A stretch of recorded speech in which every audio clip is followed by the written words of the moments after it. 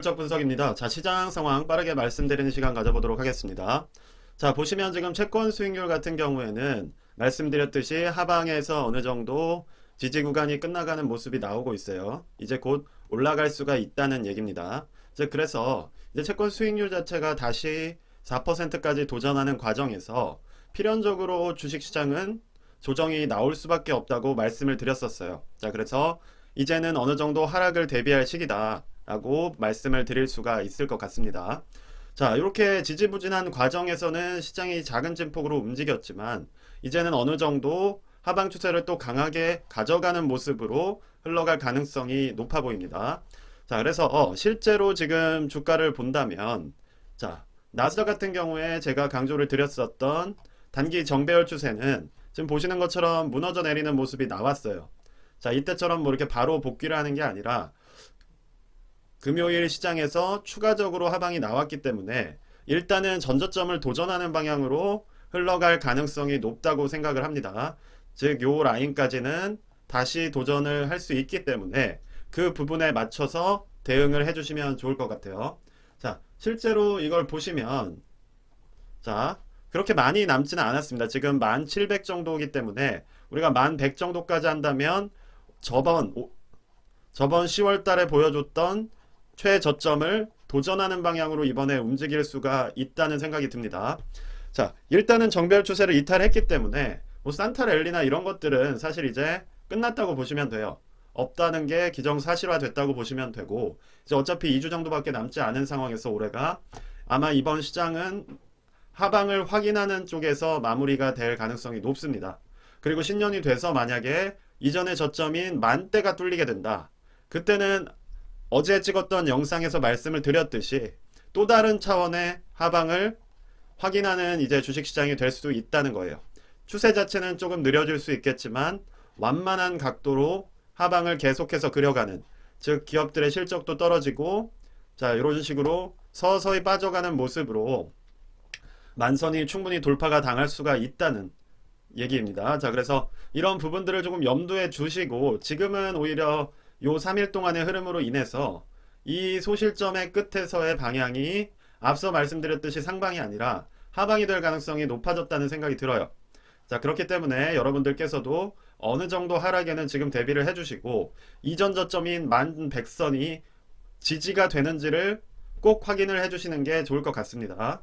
자, 그럼 그때 가서 뭘 어떻게 하냐? 만약에 1100선이 또 지지가 나온다는 얘기는 여기서 또 11,000이나 12,000선까지 어느 정도 반등이 나올 수가 있는 어떤 토대가 되는 것이기 때문에 이때는 시장이 어느 정도 안정이 될 수가 있겠죠. 자, 그래서 지금은 시장 자체가 급격하게 빠지거나 급격하게 오른다기보다는 제 생각에는 만약에 만선에서 어느 정도 지지가 나온다면 또다시 단기적으로 올라갔다가 또 빠지고 또 올라갔다가 빠지고 이런 식의 어떤 완만한 진폭의 하락이 이제는 나오는 시기가 아닐까라는 생각이 들어요.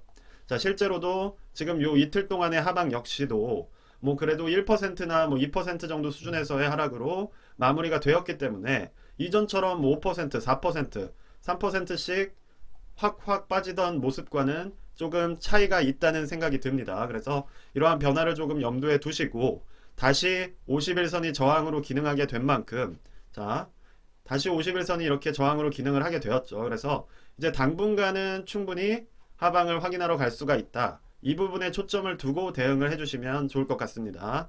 자, S&P 500 같은 경우도 사실상 단기적인 상방 추세는 무너져 내린 상황이에요.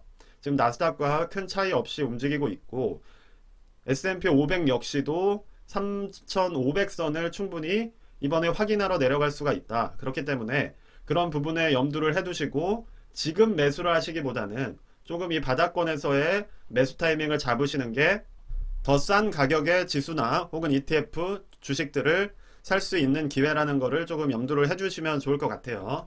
자, 특히나 이제 뭐 슬로우 스토캐스틱이나 MACD 역시도 이렇게 마무리되는 모습이 아니라 하락에 이렇게 중간에 있는 모습이기 때문에 당분간은 1, 2주 정도 하락이 나올 수 있다는 점을 꼭 염두를 해두셨으면 좋겠어요. 자, 뭐 다우라고 지금 역시 흐름이 다르지 않습니다. 지금 비슷하게 빠지고 있는 흐름이기 때문에 어느 정도 지지가 나오는 선에서 매수를 고려하시는 것이 좋을 것 같다는 게 저의 개인적인 의견이에요.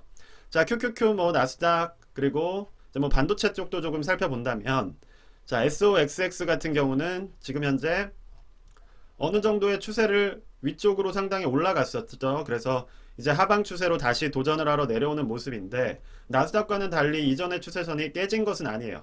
그리고 아직도 51선 위쪽에 위치를 하고 있기 때문에 조금은 상방에서 에너지가 강한 상태다, 이렇게 봐주시면 될 것 같습니다. 그래서 이런 부분이 만약에 이제 뚫어서 내려오는 방향으로 SOX 역시도 내려온다면 이 부분에서 조금 포인트를 갖고 봐주시고 정리를 해주시는 게 좋을 것 같아요. 왜냐?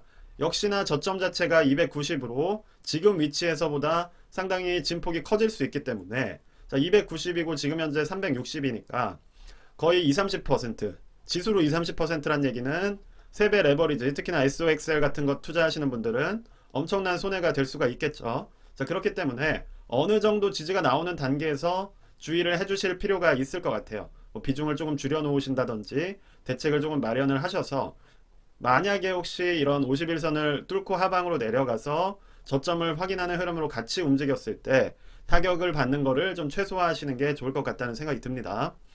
자, 세배 레버리지는 원지수에 대응해서 똑같이 해주시면 될 것 같아요. 보시는 것처럼 세배 레버리지가 조금 선행하는 모습이 있는데, 왜냐, 추세가 더 민감하기 때문에 이렇게 주가 자체도 선행성을 가질 수가 있습니다. 자, 그래서 보시게 되면 삼각 수렴하던 구간이 확 깨져 내렸어요. 자, 즉 삼각 수렴의 끝에서 결과적으로 하방을 택한 것이 보이기 때문에 이 부분을 염두에 두시면 좋을 것 같습니다. 자, SOXL도 한번 살펴본다면 지금 추세선상으로,